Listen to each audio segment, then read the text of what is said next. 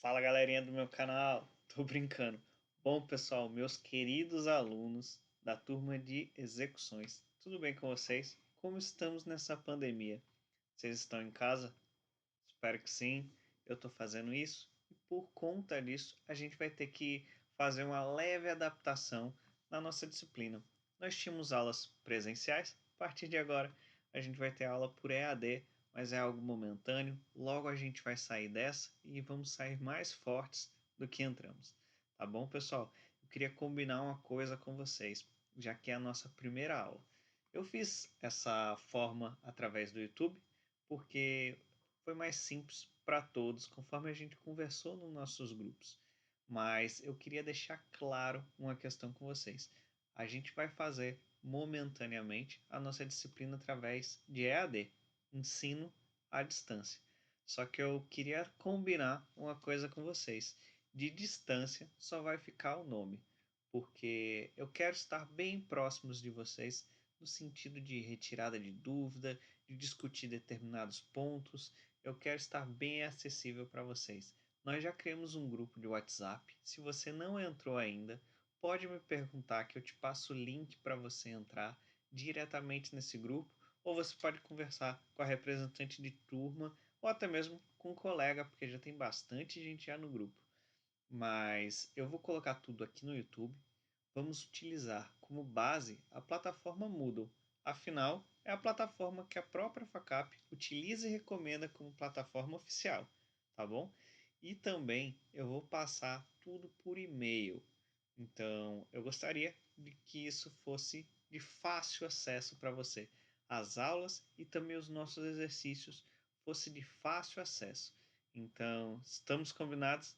Estaremos próximos, apesar dessa distância momentânea, tendo em vista que cada um vai ficar na sua casa. Vamos lá. A gente parou as nossas aulas e vamos retomar agora. Hoje a gente vai para a nossa aula de número 9, para a nossa nona aula.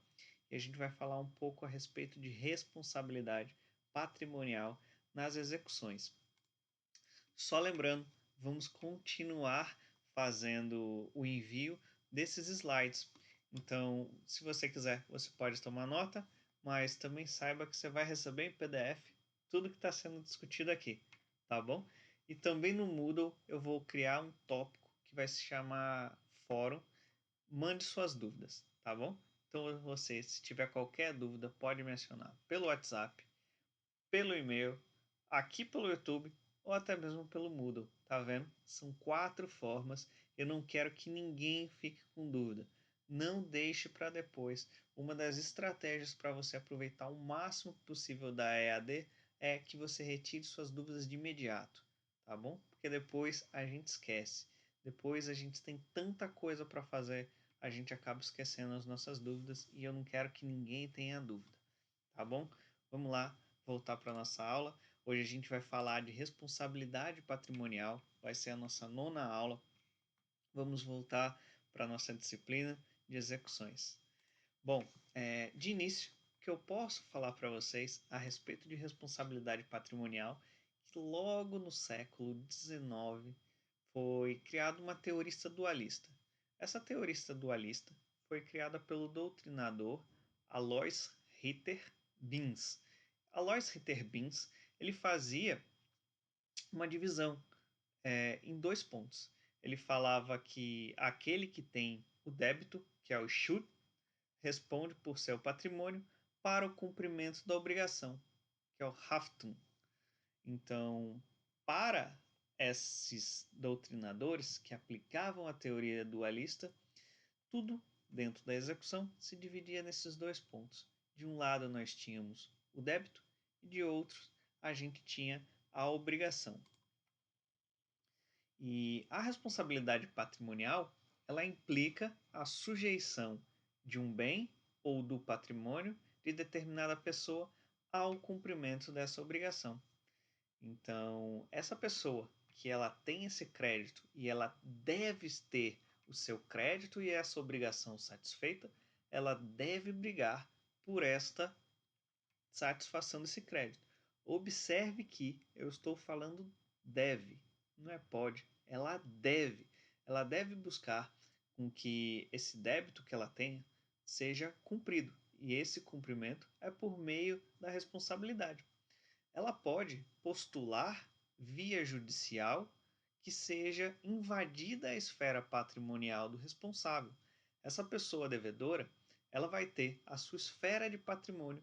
Muitos dos patrimônios têm aquele conceito absoluto de que nada pode tocá-lo. Todavia, se existir uma obrigação a ser satisfeita, esse credor ele pode acionar o judiciário, ele deve acionar o judiciário para que ele seja satisfeito, até que baste esse débito. Ou seja, ele vai poder acionar o judiciário para que seja tomada todas as medidas necessárias e cabíveis para que só assim o seu débito seja satisfeito. E isto é demonstrado através da responsabilidade. A ação de execução, ela consiste na atuação do Estado juiz, desse dedo forte, desse terceiro que vai intervir nessa relação que antes era uma relação interpessoal. Nós tínhamos apenas dois polos nessa demanda. Nós tínhamos dois polos no negócio jurídico, ou dois polos nesse contrato.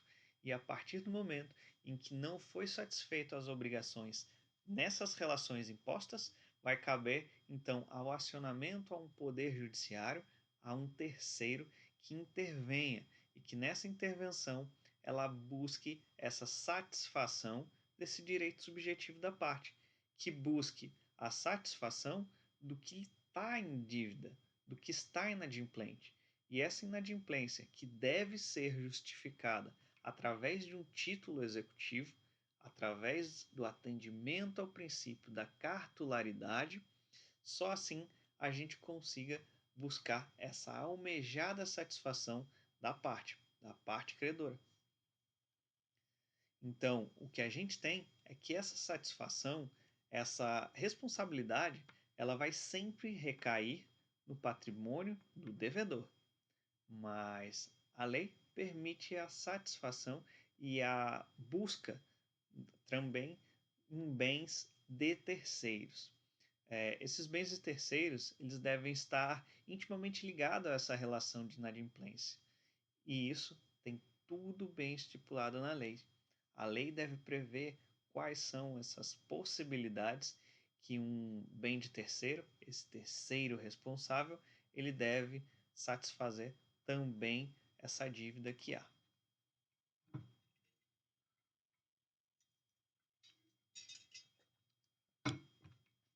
Dividimos a aula e vamos para o nosso primeiro ponto. A gente já fez essa parte introdutória da responsabilidade patrimonial, do débito, teoria dualista. Agora vamos iniciar nosso estudo em obrigação e responsabilidade. Vamos delimitar o que é débito, o que é responsabilidade, o que é obrigação, para que, com base nesses conceitos, a gente possa avançar na nossa disciplina. No caso de o patrimônio sacrificado para o devedor ser desse próprio devedor, nós estamos diante da responsabilidade patrimonial primária. Todavia, conforme eu já adiantei há pouco tempo, pode haver também um acionamento de um patrimônio de terceiro. E esse terceiro ele deve estar intimamente ligado a essa relação que gerou a inadimplência. E quando isso ocorrer, a gente vai estar diante da chamada responsabilidade patrimonial secundária. Ou seja, se estivermos diante de uma satisfação de dívida que atinja os bens do próprio devedor, nós estamos diante da responsabilidade patrimonial privada. Por outro lado, se for atingidos os bens desses terceiros responsáveis, estaremos diante de responsabilidade patrimonial secundária, ou seja, ele saiu dessa esfera desse próprio devedor, ele foi para uma esfera maior, para uma segunda camada de atendimento de responsabilidade. Em razão disso, a gente vai ter também uma outra nomenclatura. E talvez você já esteja com essa dúvida na cabeça. Nós já estamos discutindo débito, já estamos discutindo responsabilidade, obrigação, prestação, conta-prestação. Afinal, eu tinha na minha cabeça que débito era sinônimo de responsabilidade. Isso é verdade ou isso não é verdade? Bom, pessoal, pelo que a gente está já vendo aqui na nossa cadeira, não é verdade. Débito não é sinônimo de responsabilidade, porque caso a obrigação seja satisfeita espontaneamente, embora tenha havido o débito, não houve responsabilidade, que pressupõe a necessidade de invasão de patrimônio, que responde pela dívida em uma execução forçada. Então, quando a gente está diante de um caso que há esse débito, não necessariamente haverá uma responsabilidade, certo?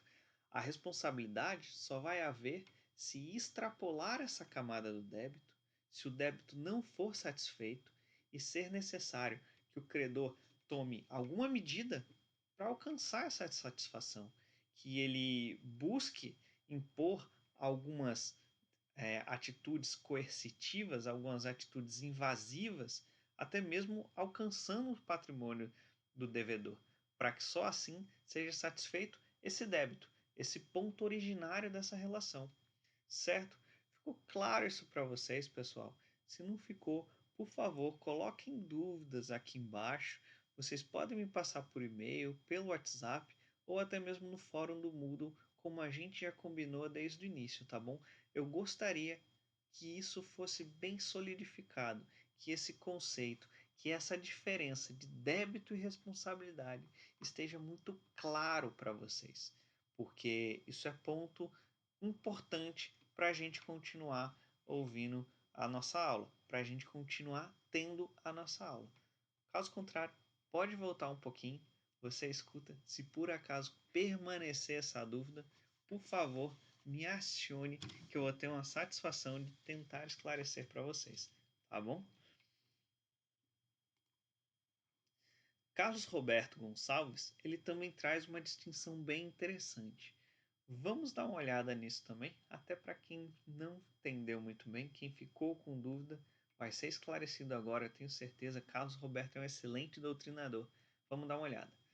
A relação jurídica obrigacional resulta da vontade humana ou da vontade do Estado, por intermédio de lei, e deve ser cumprida espontânea e voluntariamente. Quando tal fato não acontece, surge a responsabilidade. Está, portanto, não chega a despontar quando se dá o que normalmente acontece, o cumprimento da prestação. Cumprida, a obrigação se extingue. Não cumprida, nasce a responsabilidade, que tem como garantia o patrimônio geral do devedor. Vou repetir essas duas últimas frases que são essenciais e bem interessantes. Cumprida, a obrigação se extinguirá. Não cumprida, nascerá a responsabilidade. É exatamente isso, pessoal. O débito, ele está intimamente ligado com o inadimplemento, com a relação que foi estabelecida entre as partes, e caso não venha a ocorrer essa prestação e esse cumprimento, que é o que se espera, você quando firma uma relação negocial, quando firma uma relação contratual, você espera que a parte contrária cumpra com suas obrigações, que seja cumprido nessa relação, nesse negócio jurídico, tanto a prestação quanto a contraprestação, para que só assim a gente tenha a satisfação do objeto do contrato. Mas se porventura não ocorrer, aí sim a gente terá o início dessa responsabilidade, certo? E aqui eu tenho mais uma pergunta para vocês, para a gente avançar na nossa cadeira, que é exatamente o seguinte: o débito e a responsabilidade andam sempre juntos? Você já tem um conceito de débito e você já tem um conceito de responsabilidade. Agora eu queria que tu me respondesse. Eu não vou conseguir ouvir, mas mesmo assim responda. Ninguém vai achar que você está doido. Pode falar, ninguém vai achar que você está doida também. Então responde aí, nem que seja baixinho. Para você, você acha que o débito e a responsabilidade, eles andam sempre juntos? Eles sempre andam lado a lado? Ou seja, Sempre que houver débito, vai haver responsabilidade, ou sempre que houver responsabilidade, também vai haver débito? E aí, o que você acha? Bom, vou avançar e vou te responder. O débito e a responsabilidade andam quase sempre juntos. Há casos em que haverá um e não haverá o outro, e outros em que haverá responsabilidade se estende além do próprio devedor. Vamos para um exemplo para ficar mais claro de compreender. Eu vou dar para vocês um exemplo de existência de débito, mas sem visualização de responsabilidade. São as dívidas de jogo, pessoal.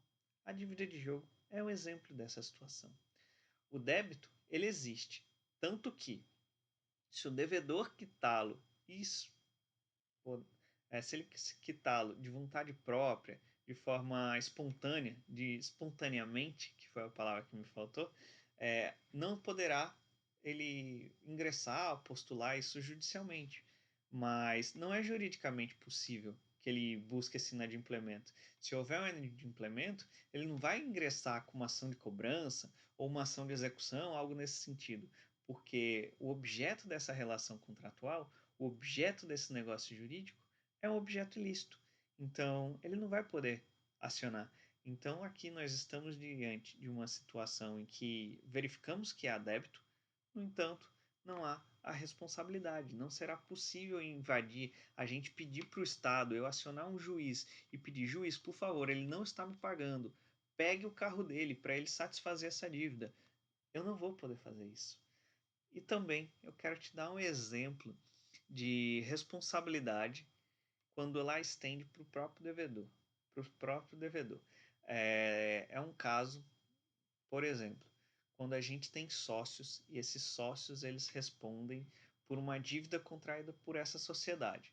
Quando a pessoa jurídica ela for utilizada de forma fraudulenta, por exemplo, é quando esses sócios eles se juntam para buscar fundos e esses fundos não sejam destinados para o objeto da sociedade, e sim para o proveito próprio. Esse é um caso. Um outro caso em que a gente verifica também responsabilidade, mas não verifica débito, é o caso do fiador. Aquela relação que tem que haver quando houver uma locação imobiliária, que é uma relação chata. Você geralmente tem que procurar algum parente seu para ser o fiador. E a gente terá esse sentido. Por força do contrato de fiança, esse fiador ele vai assumir uma responsabilidade por pagamento. Se houver um eventual inadimplemento, se houver uma eventual insatisfação dos valores acordados, este fiador vai ter o seu bem invadido para que seja cumprida essa obrigação, para que seja cumprido esse pagamento. Então, nós estamos diante de um fato em que a gente verifica a responsabilidade, mas não verifica débito. Visualizamos aqui que o débito e a responsabilidade elas andam quase sempre juntas. Beleza? Vamos agora para o nosso segundo ponto. É o ponto que a gente vai falar agora dos bens que são sujeitos à execução. É um ponto muito interessante porque o credor ele tem total interesse que o processo de execução corra o mais rápido possível.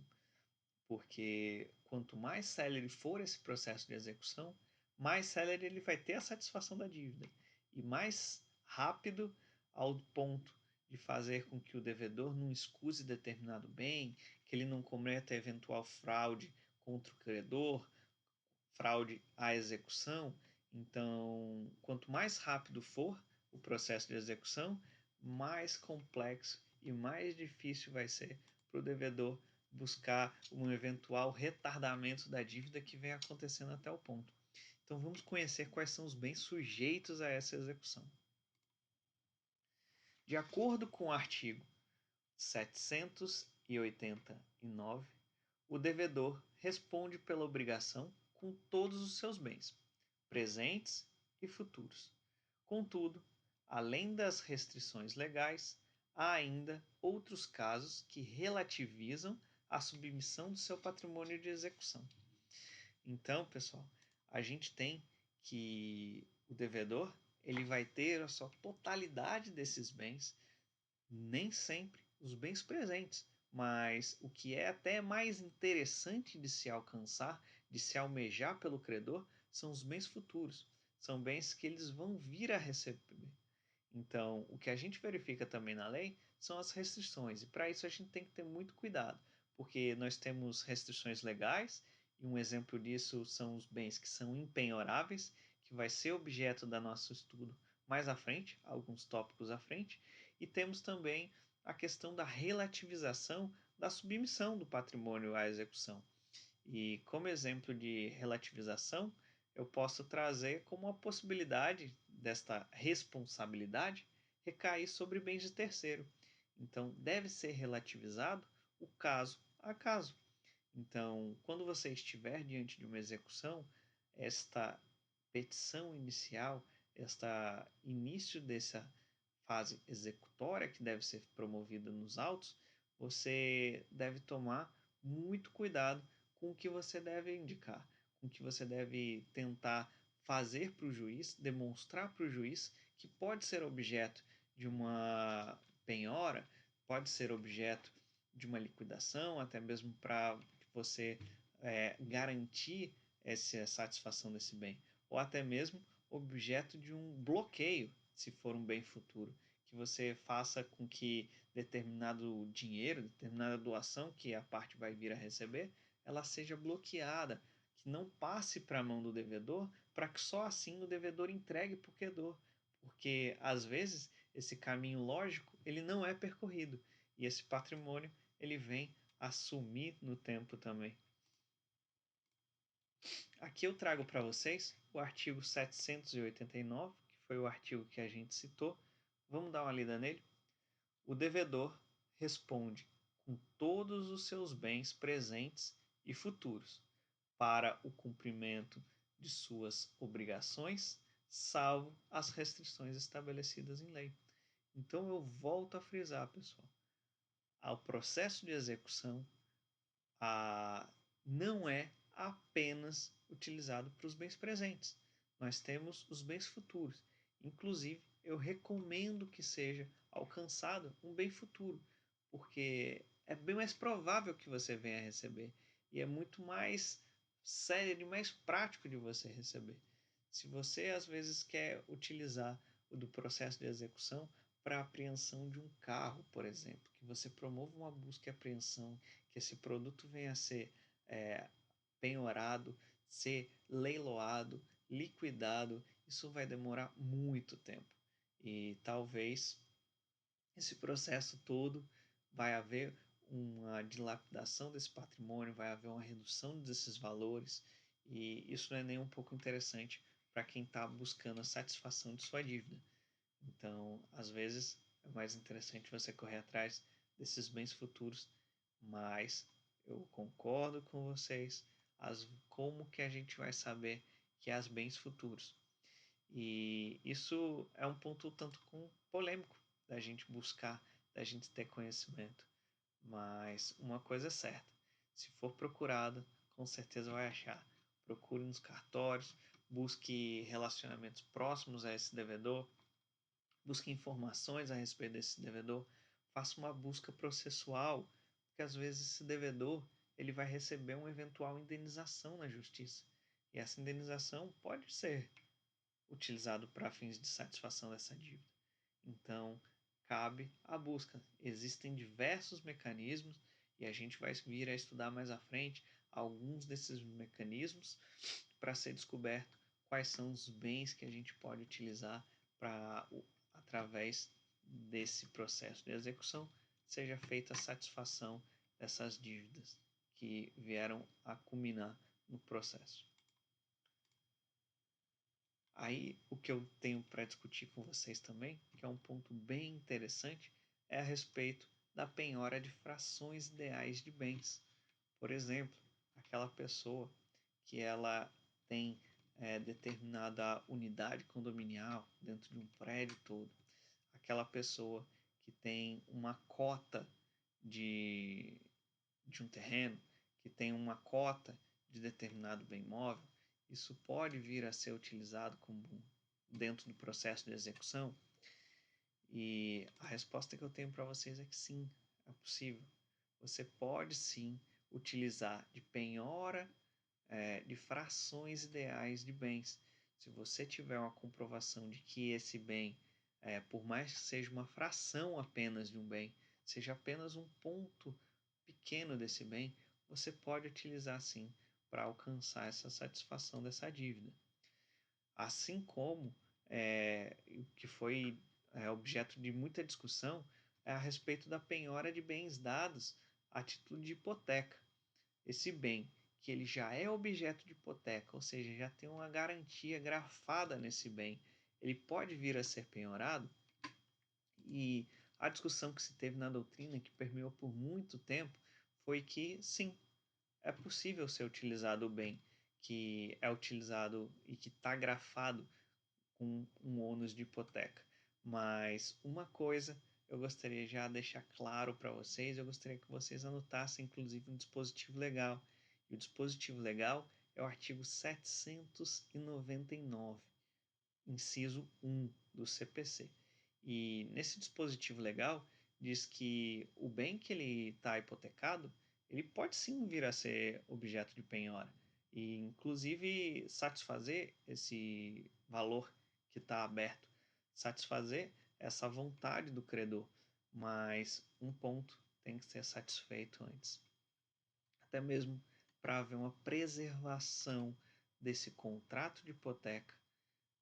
Primeiro vai ser satisfeito o crédito hipotecário, para depois ser satisfeito esse crédito desse credor.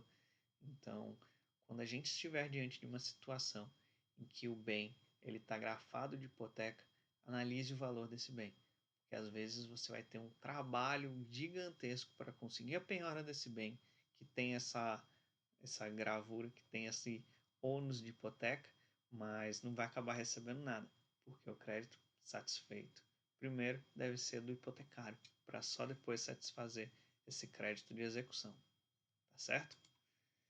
E um outro ponto que eu acho interessante da gente discutir nesse momento também de bens sujeitos à penhora é a penhora das cotas pertencentes aos sócios de responsabilidade limitada por dívida particular de um dos sócios.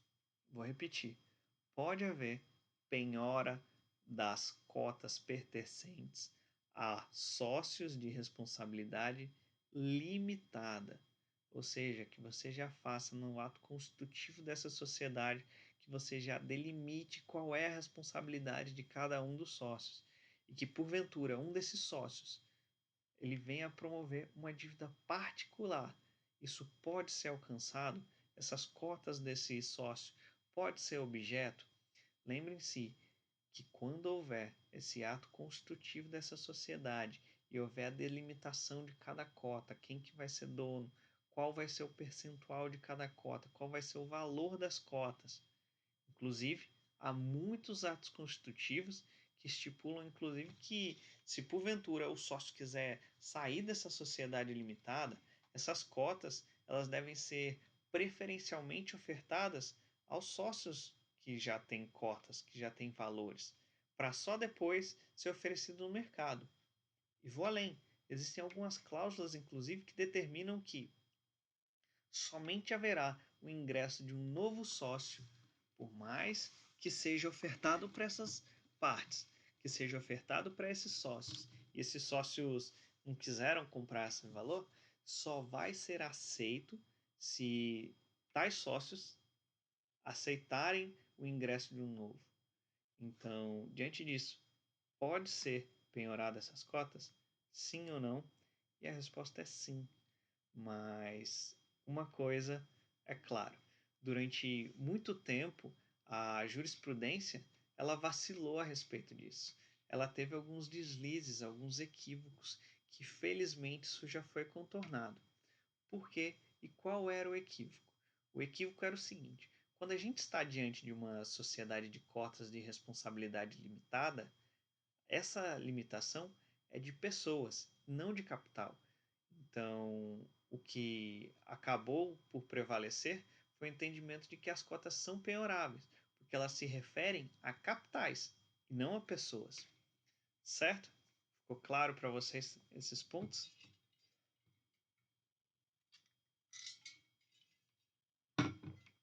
Vamos então avançar aqui. E eu trago para vocês um julgado que diz exatamente isso que eu falei para vocês. Por muito tempo houve essa alteração, houve esse vacilo por parte dos nossos julgadores, e o que eu trago, a alteração, o que vem sendo aplicado pela nossa jurisprudência é exatamente isso. E notem que é extremamente fácil da gente conseguir atos constitutivos de empresa se essas empresas forem registradas, o que é o que a gente espera. Então, esse é um mecanismo bem fácil de você promover o processo de execução. A gente consegue utilizar desses meios cartorários para a gente conseguir alcançar quais são as cotas e quais são as representatividades de determinado devedor. É possível a penhora de cotas de sociedade limitada, porquanto prevalece o princípio de ordem pública, segundo o qual o devedor responde por suas dívidas com todos os seus bens, presentes ou futuros. Volto a dizer, execução não é apenas para os bens presentes, são bens presentes e bens futuros. Voltando, não sendo por isso de se acolher à oponibilidade de affectio societatis. É que, ainda que um estatuto social proíba ou restrinja a entrada de sócios estranhos ao ajuste originário, é de se facultar à sociedade remir à execução, ou bem, ou ainda assegurar a ela e aos demais sócios o direito de preferência na aquisição a tanto por tanto. Ou seja, quando a gente fala que determinada cota de sociedade com responsabilidade limitada, ela foi objeto de penhora, e essa penhora houve o ingresso de um novo sócio, não há que se falar, não há que se aceitar de que isso está ferindo aos princípios e até mesmo dispositivos legais, ou até o estatuto dessa empresa, o ato constitutivo dessa empresa, porque aos sócios antigos, aos sócios passados, ele já tinha essa possibilidade de fazer essa compra, essa aquisição dessas cotas e entregar ao credor os valores que porventura ele tenha para satisfazer a dívida. Mas se não for feito, não há que se discutir isso. Não há que se falar que houve qualquer mácula ou qualquer ferimento a esses pontos que a gente já tratou. Agora a gente vai para o nosso terceiro ponto. A gente já viu uma série de bens que são possíveis da gente penhorar. A gente viu que existe uma infinidade de bens possíveis a ser penhorados. Mas, na verdade, eu até prefiro estudar o que não é possível. Quais são os bens que não são sujeitos.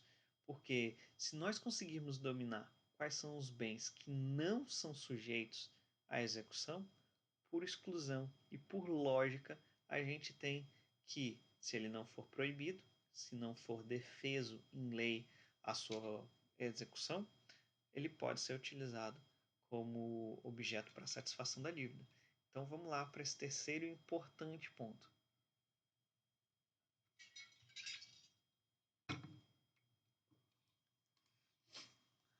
Somente os bens de conteúdo econômico podem ser penhorados. Aqueles que não o têm ou que não são suscetíveis à apropriação não estão sujeitos à execução, e é exatamente isso que diz o artigo 832, e talvez isso seja até soe um tanto quanto lógico, pelo menos para mim faz. Para você também faz? Me responda, por favor. Se esse bem, ele porventura, ele não tem nenhuma consideração, nenhum valor, qual é o sentido da gente buscar uma execução? Qual é o sentido de eu solicitar para o Estado que tome aquele bem? E tomando aquele bem, vai ser feito o quê? Então, o que deve ser buscado, o que deve ser o seu objetivo, o seu foco em um processo executório, é exatamente isso.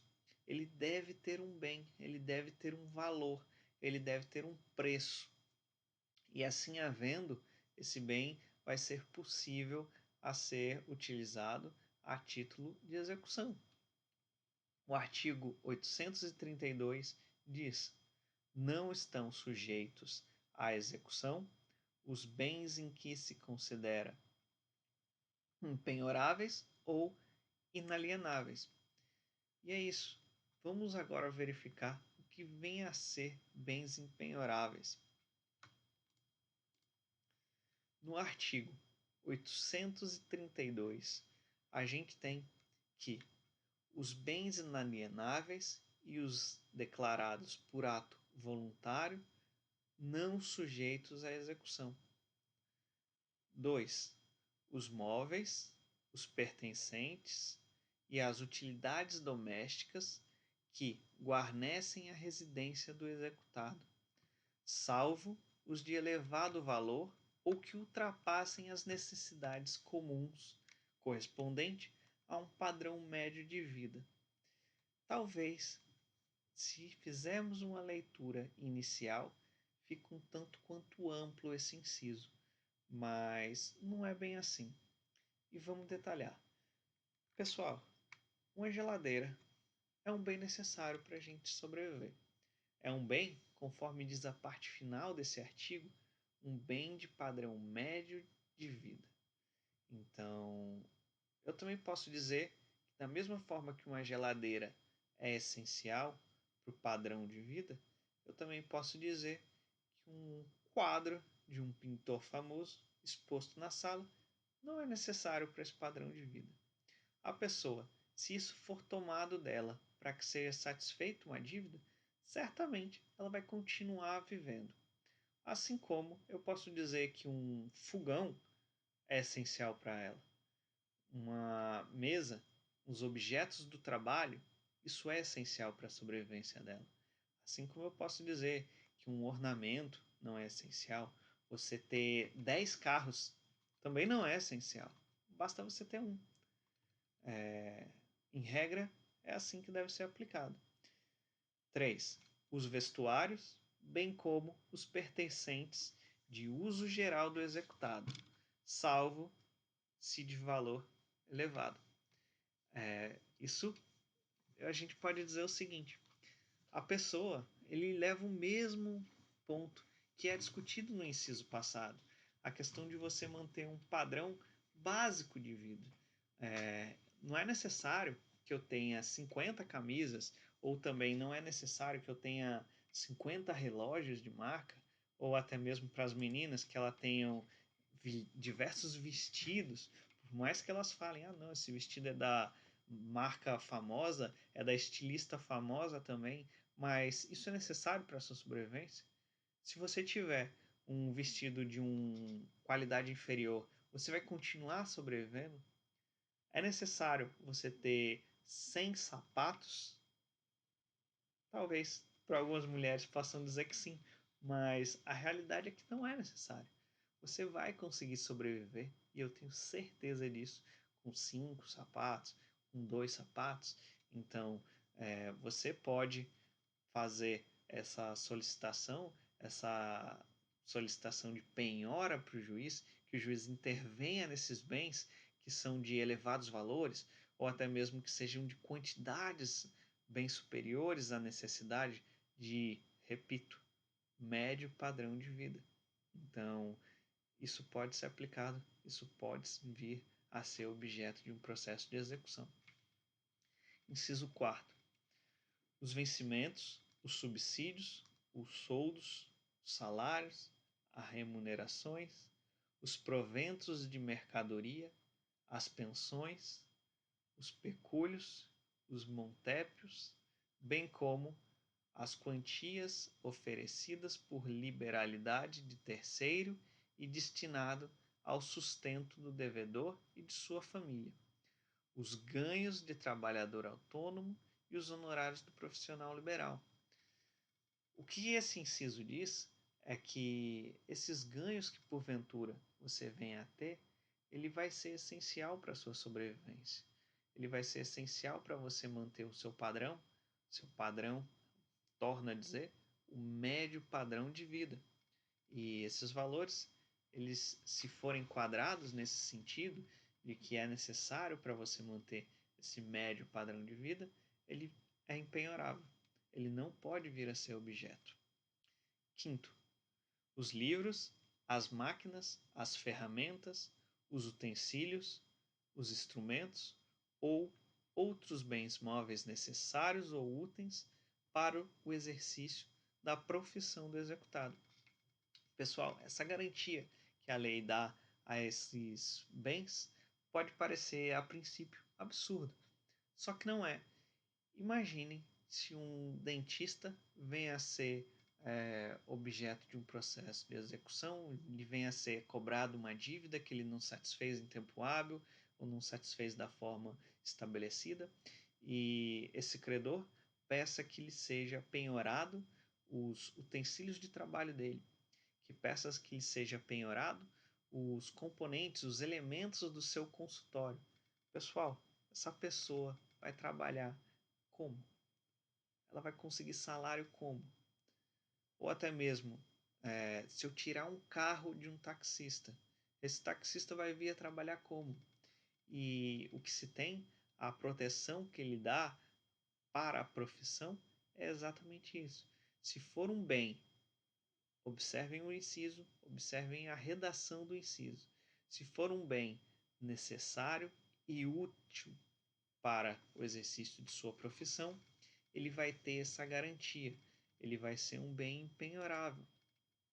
Porque o que se preserva aqui é esse trabalho, é essa relação de trabalho que já foi consolidada. E se ele porventura vir a perder esses bens, isso vai impactar ao ponto dele não conseguir exercer o labor dele.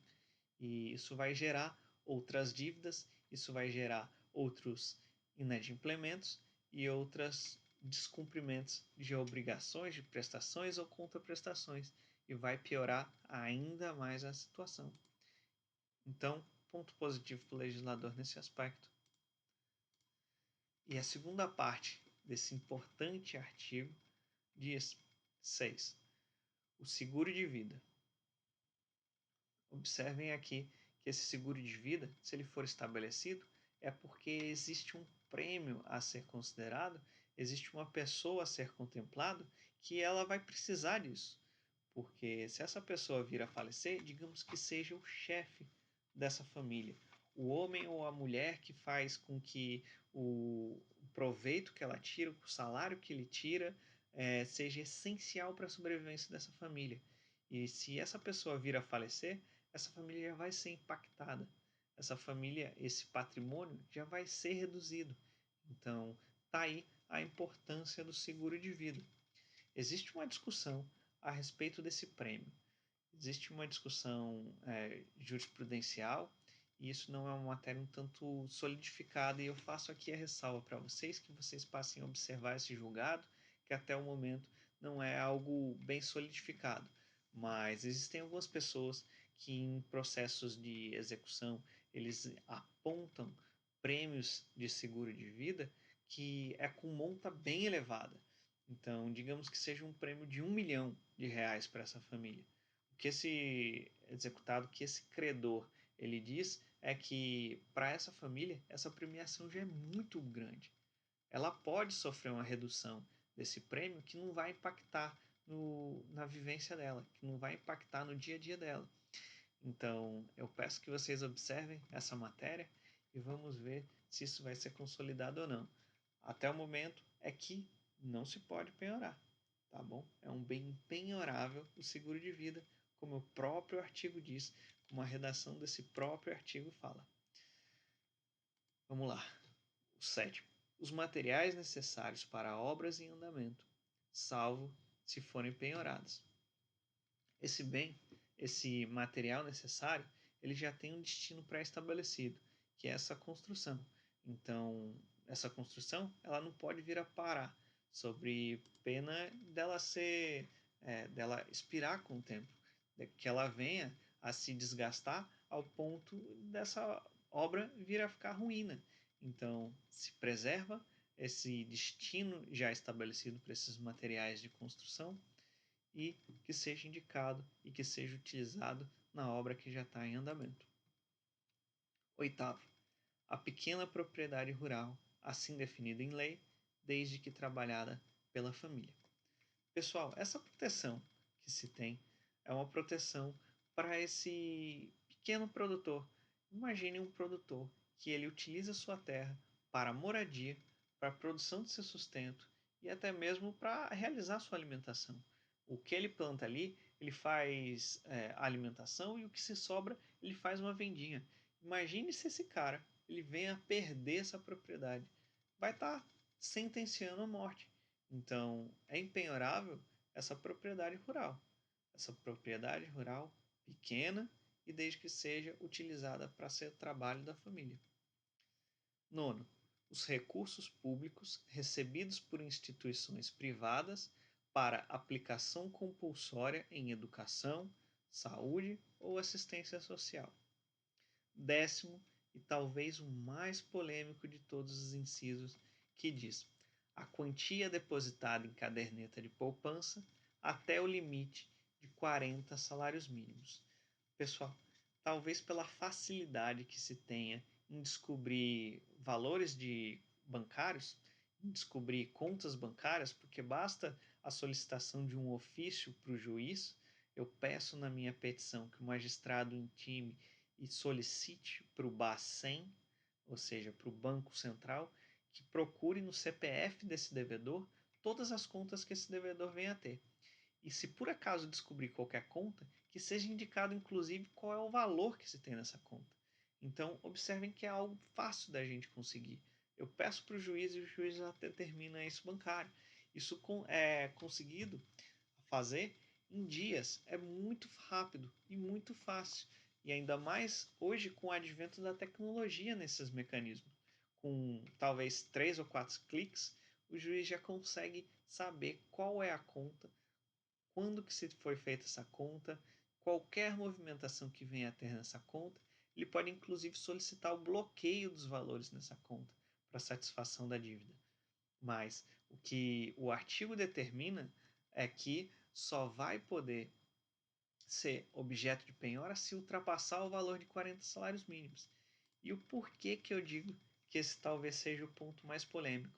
Porque o que a gente descobriu é que, com o passar dos tempos, esse artigo ele foi feito uma interpretação muito restritiva, ao ponto de que nós conseguimos verificar uma série de fraudes no sistema bancário, ao ponto de que os devedores, sabendo dessa empenhorabilidade de conta, caderneta de poupança, de até 40 salários mínimos, o que eles faziam? Eles criavam diversas contas de poupança com até 40 salários mínimos.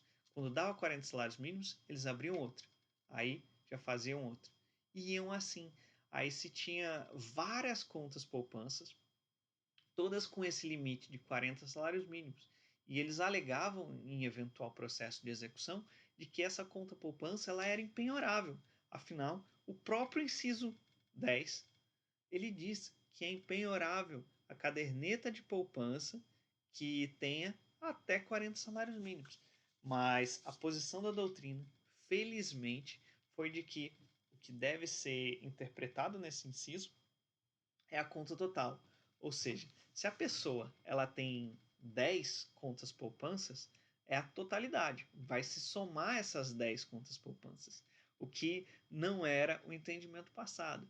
E com base nisso, houve muita discussão que acabou ensejando essa decisão. E o Superior Tribunal de Justiça ele tem prevalecido o entendimento de que deve ser dado uma interpretação extensiva, reconhecendo a empenhorabilidade de até 40 salários mínimos. Esteja, inclusive, pessoal, a soma total dessas contas. E tem algumas pessoas que logo depois passaram a fazer o quê?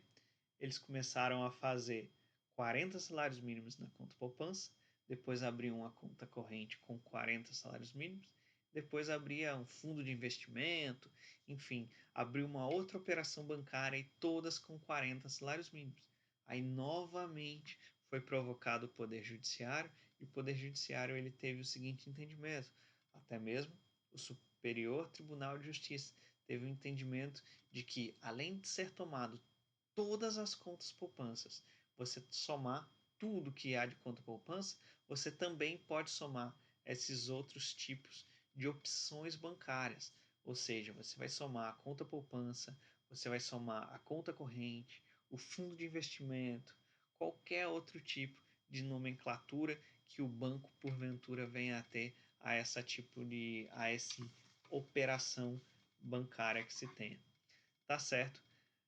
A gente tem que sempre observar com muito cuidado esse inciso, porque ele é um inciso que constantemente ele vem tendo diversos entendimentos sempre diferentes, e isso é sempre de acordo com as provocações, porque o brasileiro ele é muito criativo e o devedor ele é mais criativo ainda. Ele consegue verificar ainda mais possibilidades para ele se excusar de determinados pagamentos. Tá bom? Ficou claro para vocês esse inciso? Vamos voltar agora. O 11 diz que os recursos públicos do fundo partidário recebidos por partido político nos termos da lei. 12. E último diz que os créditos oriundos de alienação de unidades imobiliárias sobre regime de incorporação imobiliária vinculados à execução desta obra. Observem, esse artigo 833 é um artigo de extrema relevância, de extrema importância, porque a partir do momento que eu domino esse quadro, que eu sei quais são os bens que são impenhoráveis, quais são as possibilidades, quais são os limites de monetários ou até mesmo de quantitativo, eu já consigo dominar quais são os bens penhoráveis. Porque se ele não está nessa lista, ele não pode, ele pode vir a ser objeto de uma eventual execução. Tá certo, pessoal? A impenhorabilidade de um bem não é oponível à execução de dívida da relativa ao próprio bem, inclusive aquela contraída para a sua aquisição. Ficou confuso? Então vamos esclarecer, vamos esmiuçar esse ponto que é bem relevante, bem importante. Pessoal, vamos ter como base, vamos ter como mente, meus queridos alunos, uma eventual dívida que foi oriunda de um bem imóvel, de uma unidade mobiliária, e essa unidade imobiliária, digamos que seja um condomínio, certo? E esse proprietário, ele é um pouco relaxado, ele é um pouco, digamos que, relapso com as suas contas. E por conta disso, ele fica devendo uma série de despesas condominiais. Isso mesmo, ele vem a dever os condomínios, taxa extra, taxa de limpeza, enfim, todos esses bens atinentes a essa unidade imobiliária, ele passa a dever. E isso faz com que haja um processo de execução. Nesse processo de execução, esse credor pede que seja feito a penhora, o leilão dessa unidade imobiliária. Isso pode ser feito ou não. E pelo que a gente vê aqui nesse entendimento, pode, pessoal. Porque essa matéria, essa questão de empenhorabilidade, ela não pode ser suscitada, ela não pode ser levantada ou utilizada como base para o não pagamento se for atinente a esse bem. Então, conforme o exemplo que a gente trouxe, você não pode invocar a empenhorabilidade de um imóvel que sirva de residência para a sua família, até mesmo se for da família, nesse processo de execução. Se esses débitos forem débitos, por exemplo, débitos condominiais relativos a essa própria unidade imóvel. Então, esse é o entendimento que a gente tem nesse momento, de que se esse valor se esse débito, se essa obrigação que não foi prestada, se essa contraprestação, essa prestação que não foi utilizada, cumprida de forma satisfatória, essas regras de impenhorabilidade não pode ser suscitado se for indicado o próprio bem que gerou essa obrigação, que gerou essa dívida, ok? A impenhorabilidade decorre de lei e independe de qualquer providência do devedor, bastando que seja cumprido os requisitos. Não se confunde o bem de família com o bem convencional. E aqui cabe a gente fazer uma distinção a respeito desses bens de família. Quando que o bem de família é convencional? Quando que o bem de família é legal? Convencional é aquele em que os cônjuges ou não vou utilizar apenas a expressão cônjuges, eu vou falar da unidade familiar, dessa entidade familiar. Porque a gente sabe que o conceito de família, com o passar do tempo, ele sofre cada vez mais alterações. Antigamente, se tinha que família era o homem que casava com a mulher e tinha seus filhos. Hoje em dia, esse conceito já está muito mais amplo, felizmente, até mesmo em compreensão com a nossa sociedade, ele já houve essa amplitude, certo? Então, convencional é aquele em que os cônjuges ou essa entidade familiar, por escritura pública ou por testamento, ela destina parte desse patrimônio para a sua constituição. Inclusive, a gente tem artigo que estipula isso, que determina isso. É o artigo 1711 do Código Civil e os seguintes. E já o bem de família legal é aquele bem que serve de residência para esse casal e essa entidade familiar. Notem a diferença. Bem de família legal é aquele que serve de residência. Bem de família convencional é aquele que, por escritura pública ou por testamento, passa a ser essencial para essa constituição, seja para esse cônjuge, seja para essa entidade familiar. Aí aqui eu quero fazer agora algumas provocações para vocês. A primeira delas é: imaginem a pessoa que ela habita sozinha. Essa pessoa ela pode ser solteira, separada ou até mesmo viúva. A gente sabe que hoje em dia tem muita gente divorciada ou até mesmo algumas pessoas viúvas. E diante disso, se essa pessoa ela vir a ser uma devedora, o credor ele pode utilizar desse imóvel como objeto de penhora, como objeto para satisfação dessas suas dívidas? Por favor, me respondam enquanto eu vou beber água aqui. Eu gostaria que vocês me respondessem.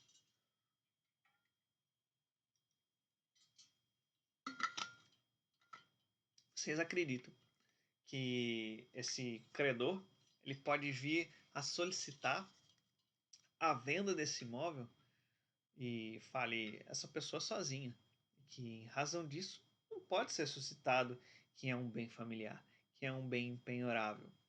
E aí, sim ou não? Vou dar a resposta para vocês. E eu trago inclusive uma súmula do STJ. E a súmula 364 do STJ diz que o conceito de impenhorabilidade do bem de família abrange também o imóvel pertencente às pessoas solteiras, separadas ou viúvas. Até em razão disso, pessoal, eu remoto o que eu falei antes. Essa questão de família, ela sofreu uma amplitude. Hoje em dia, essa pessoa ela pode vir a estar solteira, ela pode vir a estar divorciada ou a ser viúva, o que nada vai fazer com que ela seja obrigatoriamente se perca essa propriedade, que esse bem imóvel que antes podia ser de uma família muito grande e com razão do tempo esse imóvel venha a ser residido apenas por uma pessoa e não necessariamente isso faz com que esse bem ele deixe de ser como interpretado e até mesmo abarcado por esses benefícios que traz ser um bem de família.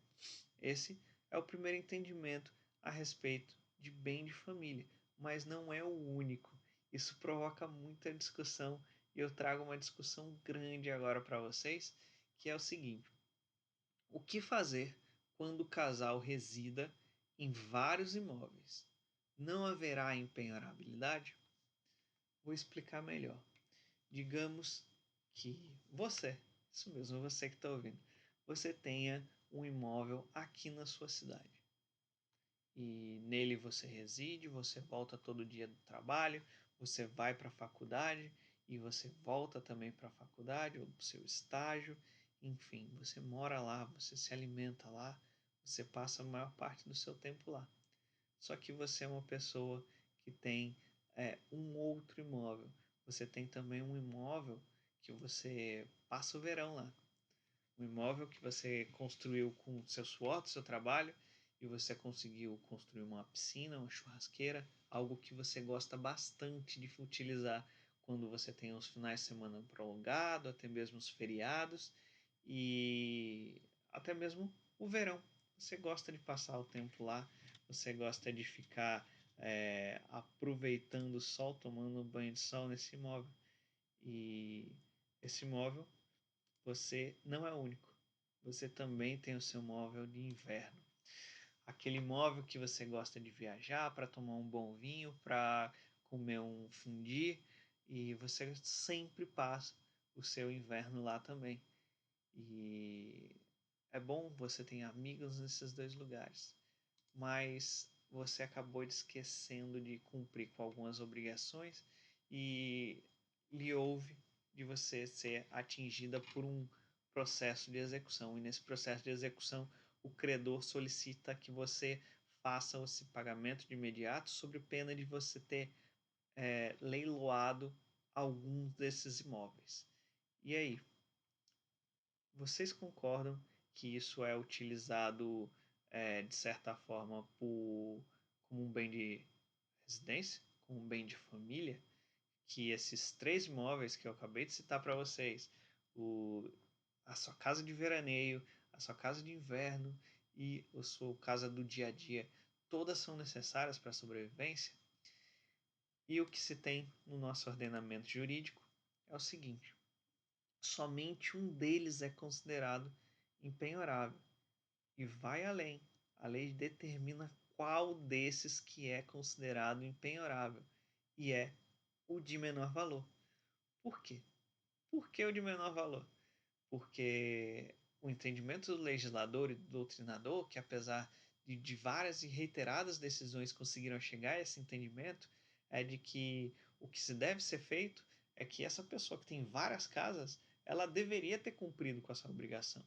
Se ela tem a quantidade de valor e quantidade de dinheiro suficiente para ter várias residências, ela, como uma forma até mesmo de penalização, ela merece ficar com de menor valor, porque certamente ela vai conseguir comprar outros imóveis. Então, esse é o entendimento e fica aqui a dica. Se você porventura tiver casa de veraneio e casa de inverno, que não seja de maior valor do que a sua residência habitual, porque se porventura houver um processo de execução, você vai acabar perdendo a sua residência habitual. Tá bom? Com a dica, vamos avançar agora para outros pontos. E o que eu trago para vocês agora é que a impenhorabilidade, conquanto louvável como forma de proteção dessa família e dessa entidade familiar, ela não pode estender-se além daqueles bens que sejam indispensáveis para essa moradia com dignidade. O que você deve ter, você não deve considerar essa impenhorabilidade de uma forma suntuosa, para palácio ou até mesmo para uma mansão.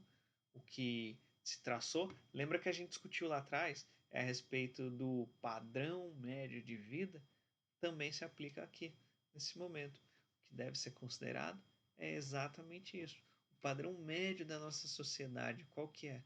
Se estiver acima disso, já pode vir a ser discutido nesse processo de execução.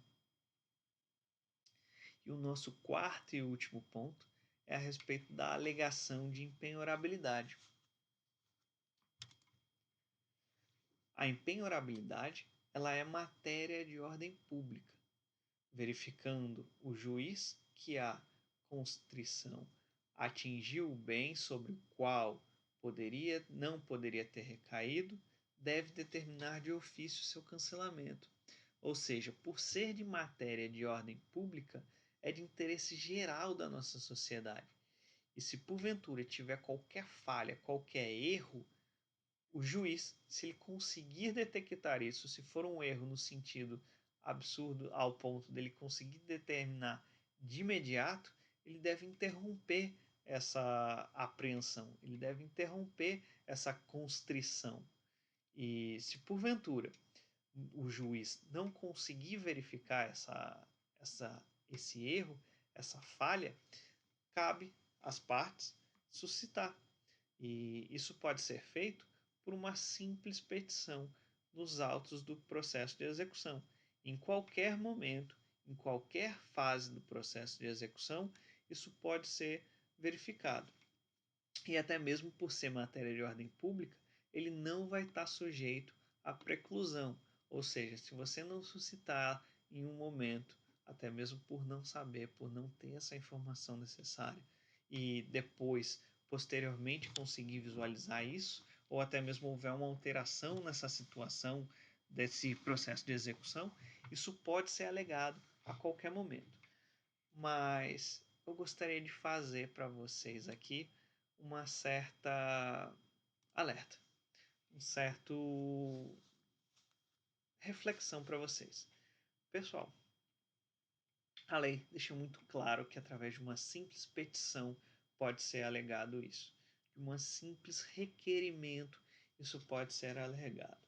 Mas o que eu quero refletir, o que eu quero pontuar para vocês é o seguinte: se o juiz ele não conseguiu verificar, estou até chegando mais perto de vocês para que vocês possam me ver e ouvir melhor e prestar mais atenção.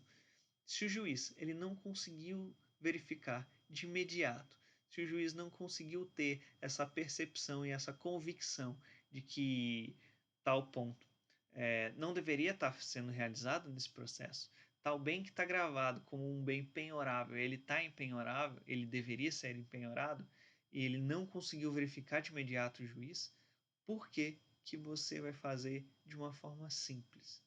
Pessoal, juntem e substanciem o seu pedido. Comprovem, demonstrem através e de uma forma bem clara. Faça com que o seu pedido não reste dúvida quando o juiz for ver.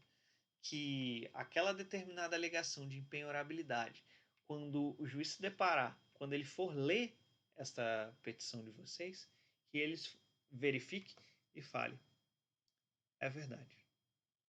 É um bem penhorável e eu grafei como penhorável. Eu errei nesse ponto e eu vou me corrigir. Vocês acham que é fácil para o juiz fazer isso? Pois é. Substanciem, comprovem e deixem com uma robustez esses pedidos de vocês. Não faça uma petição simples não, como eu já vi. Eu já vi ser feita e uma folha simples, uma solicitação de impenhorabilidade.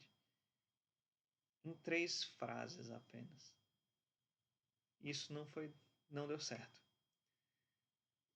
Deem subsídios para o juiz para ele afirmar com convicção que aquele produto, que aquele bem que foi feito a penhora, ele deveria ser impenhorável. Não é uma decisão fácil, não é uma decisão, às vezes até ele deve se retratar ao juiz, não é uma decisão fácil. E isso deve ser feito da melhor forma possível. Deixo aqui o meu alerta quando vocês, porventura, se depararem com esse tipo de situação, por favor, façam uma petição que seja indubitável, que faça uma petição que não gere qualquer tipo de dúvida para o juiz, que ele leia e que ele até xingue, que ele fale um palavrão e fala: eu errei, tá certo essa pessoa, eu vou ter que reformar esse despacho que eu já dei. Beleza? Estamos combinados? Vamos lá. Quinto ponto, é verdade, eu enganei vocês, não era o último ponto aquele, agora é o último ponto, Responsabilidade patrimonial de terceiros.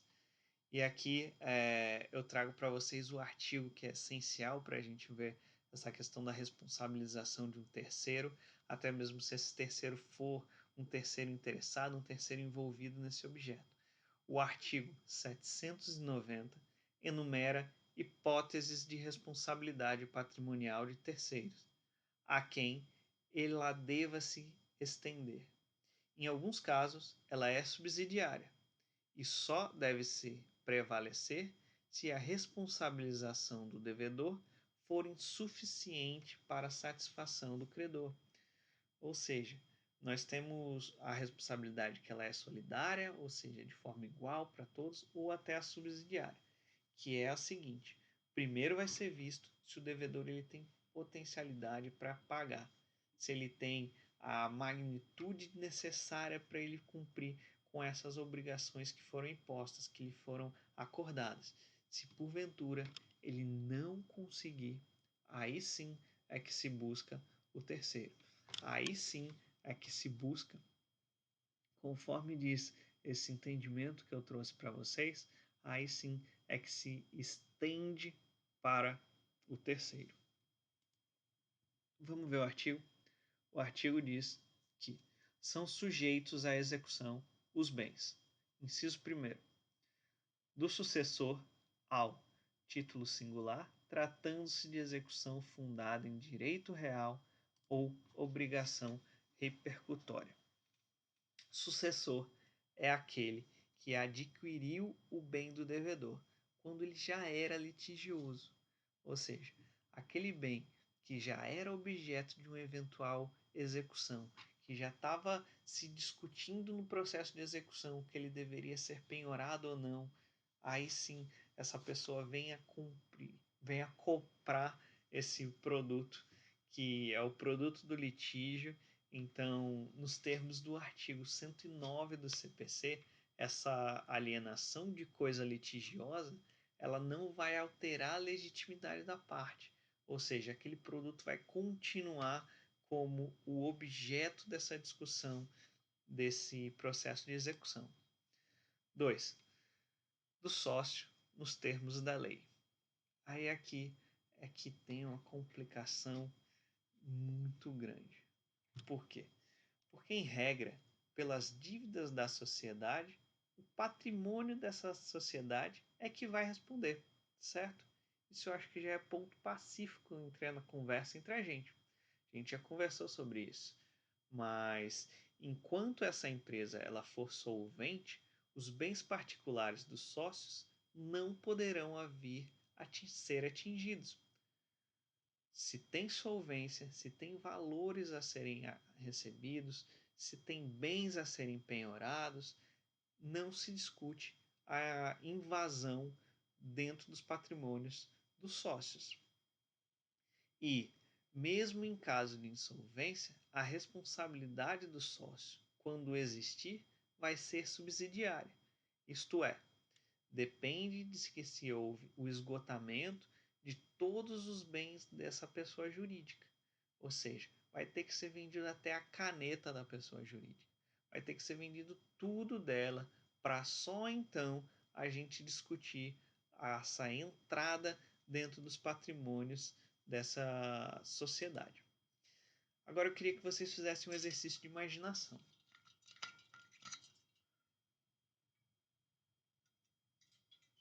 Eu quero que vocês imaginem uma seguinte situação. Uma situação de uma empresa que tem mais de um sócio, tem vários sócios. E esses sócios, eles solicitem um empréstimo bancário para essa pessoa jurídica, em nome da sociedade, em nome da empresa. E, diante disso, eles firmam um contrato de empréstimo. Eles pegam uma quantia considerável. E essa quantia considerável, eles utilizam todo esse valor, esse capital que foi obtido desse empréstimo, não para desenvolvimento, para ampliação da pessoa jurídica dessa empresa. Não há essa aplicação nas atividades da empresa ou no capital de giro da empresa, nada disso. Vamos imaginar que esses valores são utilizados para fins particulares. Ou seja, eles pegam esse capital que foi obtido nesse empréstimo e eles façam um rateio entre eles mesmos. E eles dividem de forma igualitária esse valor que foi aplicado. Tem um que compra um jet ski, outro compra uma lancha, outro vai comprar uma casa na praia, enfim, todo mundo utiliza esse valor para outros fins que não sejam da sociedade. Aí eu te pergunto, se porventura eles não vierem a fazer o adimplemento dessas parcelas e o banco busque essa satisfação através de um processo de execução, vocês acham justo que quem responda por isso seja o bem da empresa? Vocês acham que é interessante que haja uma dependência do patrimônio da empresa para só então buscar os valores dessa, dessa satisfação? É uma fraude, né, pessoal? Talvez vocês estejam pensando que é sacanagem com o banco, que ocorreu uma fraude, e é verdade. E até mesmo no intuito de evitar esse tipo de fraude, a doutrina, a doutrina inglesa e até mesmo com os elementos de um desenvolvimento maior pela doutrina americana, eles criaram uma teoria. E é uma teoria que certamente você já ouviu, que é a teoria da desconsideração da personalidade jurídica. A desconsideração ela pode ser requerida a pedido da parte ou do Ministério Público e é cabível em qualquer fase do processo de execução. Em qualquer momento pode ser suscitado.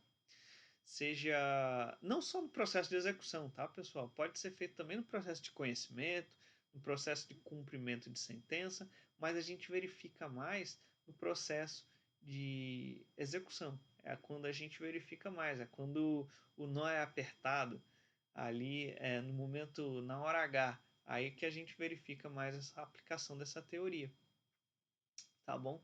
E é uma teoria bem interessante, a gente vai vir a discutir mais à frente como que se pede, qual é a forma que se pede e até mesmo em que momento que é mais razoável de se pedir.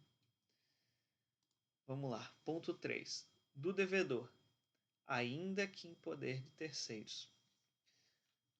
Todos os bens dos devedores, ressalvados as exceções legais, elas devem responder pelo pagamento de suas dívidas, sendo irrelevantes com quem esteja. Isso mesmo é até mesmo para evitar um tipo de fraude. Digamos que esse devedor está na iminência de ser executado, ele começa a colocar em nome de outras pessoas esses bens. Então, o bem ele continua sendo devedor, continua sendo permanecendo um devedor, mas está apenas em poder de outras pessoas. Ele sai emprestando a lancha dele, ele empresta o jet ski para outro, a casa na praia ele deixa com outro, deixa no poder de um terceiro, que na verdade a titularidade vai continuar com o devedor. Então, pouco importa essa titularidade, esse poder de quem está o bem. O que vai importar é se o bem é do devedor ou não. E sendo do devedor, ele vai ser objeto dessa eventual execução. Beleza? Quarto, do cônjuge ou companheiro, nos casos em que os bens próprios ou de sua meação respondem pela dívida. Aqui eu quero abrir um parênteses para vocês antes da gente avançar para o inciso quinto. É o seguinte, a responsabilidade de um cônjuge ou de um companheiro... Opa, passei aqui sem querer, vamos voltar. A responsabilidade de um cônjuge ou companheiro pelo pagamento de dívida contraída pelo outro dependerá de que esse objeto dessa dívida, que esse propósito dessa dívida, esse valor que foi pego, esse empréstimo que foi feito, se ele foi porventura atribuído, indicado, até mesmo voltado para o proveito do casal ou dessa entidade familiar. Porque se não foi, se foi, digamos que seja um dos cônjuges, ele pegou um valor emprestado para satisfação própria, para utilização própria, e pouco teve proveito para a família ou até mesmo para cônjuge, ou para a mulher, ou para o homem, enfim, para quem seja. O propósito é: se houve o proveito da família, a família responde. Se houve o proveito de apenas um, ele responderá de forma igualitária. O credor poderá sujeitar o patrimônio de ambos, ainda que essa dívida seja de apenas um deles. Somente vai responder se a parte agiu de forma solitária, se esse proveito foi apenas da parte individual, só ela que vai responder por isso. Não tem o porquê atingir os bens dessa unidade familiar ou os bens desse outro cônjuge, dessa outra pessoa, se essa pessoa não teve qualquer proveito desse valor, desse objeto que foi contratual, que ensejou a execução. Tá certo? Então, para esse tipo de sujeição de bens, se ele vai ser sujeito ou não, a gente deve fazer essa distinção de forma anterior. Houve algum proveito, houve algum benefício para essa família? Se sim, o bem, o patrimônio da família responderá. Se não, apenas essa pessoa responderá e você vai ter que procurar outra parte para fazer esse recebimento desses valores. Quinto, alienados ou gravados com ônus real a fraude e a execução. Eu queria fazer uma distinção aqui para vocês, pessoal. Às vezes, quando a gente faz a leitura desse inciso quinto, a gente tem um entendimento, um falso entendimento de que é fraude contra credores. Não é fraude contra execução. Cada coisa, um é diferente do outro. Fraude contra credores é uma coisa, fraude à execução é outra, é um outro instituto. Fraude à execução é quando há esse impedimento, essa fraude, esse ato atentado à dignidade da justiça, ele é um direito processual.